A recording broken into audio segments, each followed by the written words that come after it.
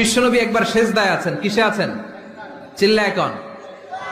সেজদা অবস্থায় লাদাগাতহু আকরাব, একটা বিচ্ছু পোকা এসে বিশ্বনবীর হাতের মধ্যে কামড় দিয়েছে। বিচ্ছু কামড় দিলে খুব আরাম লাগে না? হ্যাঁ, বিষাক্ত, পয়জনাস, ভ্যানামাস। বিশ্বনবী ব্যথা পাচ্ছেন, প্রচন্ড ব্যথায় বিশ্বনবী অস্থির।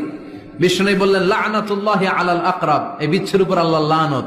এটা মুসল্লিও চিনে না, নবীও চিনে না, কোন জায়গায় কামড় দিতে হবে এটাও জানে না, কিন্তু কামড় দিয়েছে, ব্যথায় কাতরাচ্ছে। বিশ্বনবী বললেন, লবণের পানি গরম দাও, আঙ্গুলের উপরে ঢালো।